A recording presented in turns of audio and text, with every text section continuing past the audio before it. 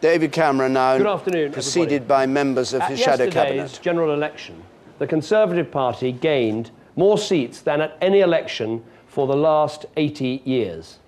I'm incredibly proud, not only of the strong result that we achieved, but of the strong and positive campaign that we fought. We campaigned for hope, not fear, and people responded to that, giving us 2 million more votes than Labour. We campaigned for change, not more of the same, and people responded to that, giving us a higher share of the vote than Labour achieved at the last election when they won a majority of 60. There are many great new Conservative members of Parliament who will be coming to the House of Commons, and I am very proud this will be a new, modern Conservative Party in Parliament. I know it will make a huge difference to our politics, to all those Conservative Party supporters, members and activists who fought so hard, not just in the last few weeks, but in the last few years. I want to say a huge thank you, and to remind you how proud you can be of the result, a bigger increase in seats than even Margaret Thatcher achieved in 1979. The worst loss of seats for Labour than at any general election since 1931, and a share of the vote not far off what Michael Foot got in 1983. But however much pride we can take in that enormous advance, we have to accept that we fell short of an overall majority. As I said last night, Britain needs strong, stable, decisive government, and it is in the national interest that we get that on a secure basis. We are at war in Afghanistan with our troops putting their lives at risk for us every day. We are facing a financial and economic situation of great seriousness as a result of our dangerous debts and our deficit. We need a government that reassures the international markets. We need policies that will bring economic recovery. And we need a government that understands that great change is needed in order to restore faith in our political system. Britain voted for change yesterday, but it also voted for a new politics. It did not vote for party political bickering, grandstanding and point scoring. Our country's problems are too serious, they are too urgent for that. So we must all rise to this occasion. We must show leadership. We must sort things out as quickly as possible for the good of the country. Nick Clegg has said that because the Conservative Party won the most votes and the most seats in this election, we should have the chance to form a government, and I thank him for that. So we will now begin talks with other parties to see how that can be done. One option would be to give other parties reassurances about certain policy areas and then seek their agreement to allow a minority Conservative government to continue in office without the country constantly facing the threat of its government falling. This is what is known as a confidence and supply arrangement. It has been done before, and yes, we can try to do it again. But I am prepared to consider alternative options. It may be possible to have stronger, more stable, more collaborative government than that. There is a case for going further than arrangement, which simply keeps a minority Conservative government in office. So I want to make a big, open and comprehensive offer to the Liberal Democrats. I want us to work together in tackling our country's big and urgent problems, the debt crisis, our deep social problems, and our broken political system. Let me explain my thinking. First, it is right and reasonable to acknowledge that, of course, there are policy disagreements between us, many of which were highlighted in those television debates.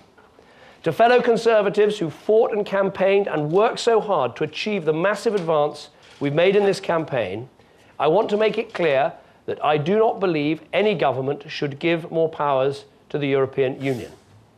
I do not believe that any government can be weak or soft on the issue of immigration, which needs to be controlled properly. And the country's defences must be kept strong. I also believe that on the basis of the election result that we achieved, it is reasonable to expect that the bulk of the policies in our manifesto should be implemented. But across our two manifestos, there are many areas of common ground. And there are areas, I believe, that we in the Conservative Party can give ground, both in the national interest and in the interest of forging an open and trusting partnership. We share a strong desire to make opportunity more equal in this country, and I recognise the high priority that the Liberal Democrats have given to the proposal for a pupil premium in our schools.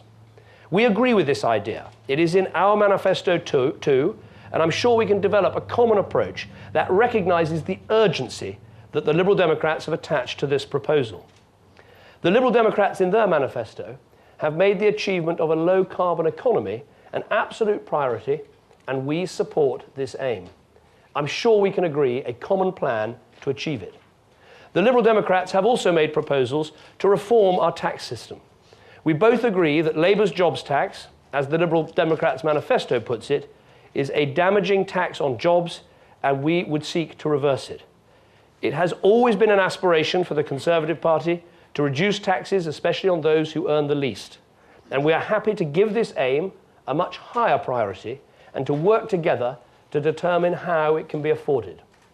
We share a common commitment to civil liberties and to getting rid, immediately, of Labour's ID card scheme. On our political system, we agree with the Liberal Democrats that reform is urgently needed to help restore trust, and that reform must include the electoral system.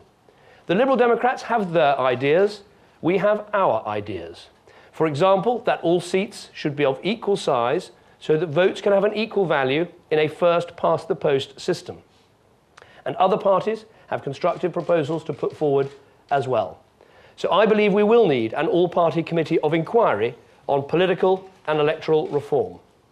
So I think we have a strong basis for a strong government. Inevitably, the negotiations we're about to start will involve compromise. That is what working together in the national interest means. But no government will be in the national interest unless it deals with the biggest threat to our national interest, and that is the deficit.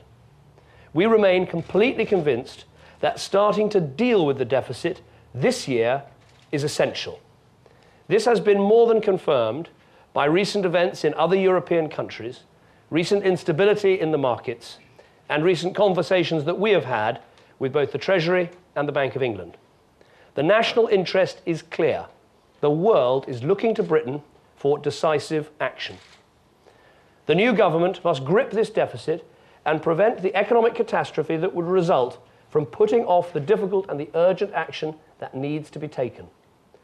So our big, open and comprehensive offer to the Liberal Democrats involves helping them to implement key planks of their election manifesto, providing the country with economic as well as political stability, and finding further ways in which Liberal Democrats can be involved in making this happen. The outgoing Labour government has left this country with terrible problems: an economic and financial crisis, deep social problems, a political system in which too many people have lost faith. The new government will face the worst inheritance of any incoming government for at least 60 years.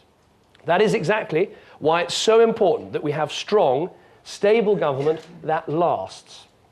A strong, stable government which has the support of the public to take the difficult decisions that are needed if we're going to put this country back on the right track for a stronger future. There is one further point I want to make. I believe that it's not just important for this country to have strong and stable government, it's important that we get that strong and stable government quickly.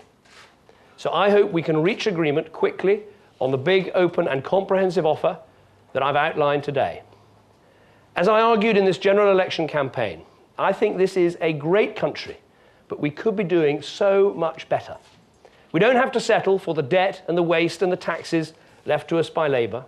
We can put behind us the economic incompetence, the social breakdown, the political division, and the mistrust that are the poisonous legacy of 13 years of Labour misrule. Of course, I hoped that a Conservative majority would be the outcome of this election, and that we could have started today making the changes that I believe our country so badly needs. I know how much the Conservative Party itself, all my colleagues in Parliament, all the loyal members and activists around the country wanted that too. But I also know they wanted something more than that. They want the best for Britain. The Conservative Party has always been a party that puts the national interest first. And the best thing, the national interest thing, the best thing for Britain now is a new government that works together in that national interest. And I hope with all my heart that is something that we can achieve.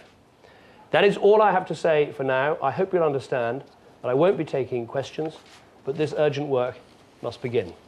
Thank you.